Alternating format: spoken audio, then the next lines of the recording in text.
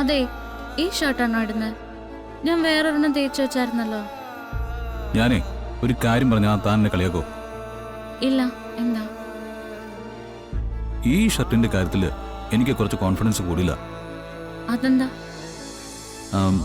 എൻ്റെ ജീവിതത്തിലെ പല പോസിറ്റീവായ കാര്യങ്ങൾ നടന്നപ്പോഴും ഞാൻ ഈ ഷർട്ട് തന്നെ ഇട്ടിരുന്നത്. ഓ, ഇങ്ങനെയൊക്കെയാണ് ഓരോ വിശ്വാസങ്ങൾ ഉണ്ടാവുന്നത്. കൊള്ളാം. ആദ്യം അന്ധവിശ്വാസത്തിനെ കുറ്റം പറയും, അത് കഴിഞ്ഞ് വിശ്വാസത്തിനെ പോലും കുറ്റം പറയും, എന്നിട്ട് സ്വന്തം ജീവിതത്തിൽ ഇങ്ങനെ കാവുകയും ചെയ്യും. അതെ, തൽക്കാലം ഈ കാര്യം താൻ ആരോടും പറഞ്ഞ് നാണം കെടുത്താൻ നിൽക്കണ്ട.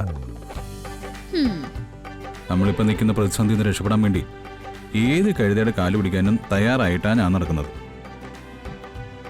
അങ്ങനെ എന്റെ ഭർത്താവ് തോറ്റുപോകുകയൊന്നും ചെയ്യല്ലേ, അതെനിക്ക് സഹിക്കില്ല. ജോലി കിട്ടാൻ കുറച്ച് താമസമൊക്കെ ഉണ്ടായിക്കോട്ടെ, പക്ഷെ കിട്ടുന്ന കാര്യത്തിൽ എനിക്ക് നല്ല ഉറപ്പാണ്. ആ, തനിക്ക് മാത്രമേ ഉറപ്പുള്ളൂ.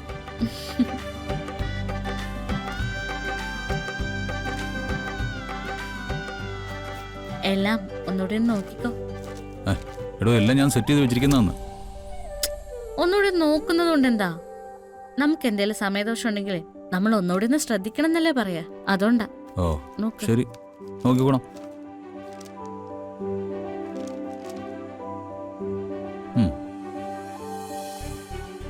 ആ, എല്ലാം ഓക്കെ. എന്നാ വാ, ഞാൻ ചായ എടുത്തരാം. അതെ, എനിക്ക് കഴിക്കാനായിട്ടൊന്നും വേണ്ട. എന്താ ഇനി അതിലെന്തെങ്കിലും വിശ്വാസമുണ്ടോ? എടോ, അത് പണ്ട് മുതലേ ഉള്ള ശീലമാണ്. താൻ അമ്മയോടും അച്ഛനോടൊന്ന് വിളിച്ചു ചോദിച്ചു നോക്ക്. ഞാനേ എക്സാം എഴുതിയിട്ടുള്ള ഒരു ദിവസം പോലും ബ്രേക്ക്ഫാസ്റ്റ് കഴിച്ചിട്ടുണ്ടാവില്ല. എന്നാ എക്സാം കഴിഞ്ഞാൽ പിന്നെ ഒരൊറ്റ കഴിപ്പാ.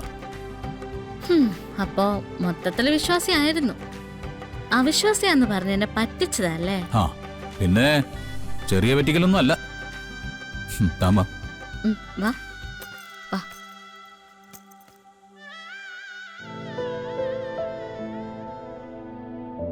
അല്ല, മുത്തശ്ശി എഴുന്നേറ്റല്ലേ ഇതുവരെ?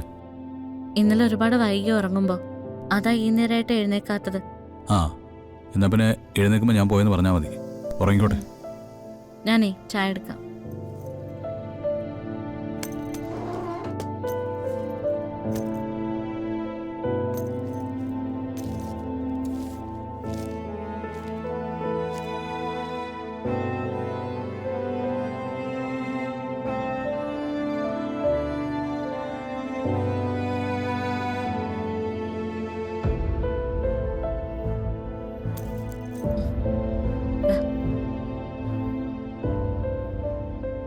മുത്തശ്ശിയുടെ പ്രശ്നം എന്താന്ന് മനസ്സിലായോ?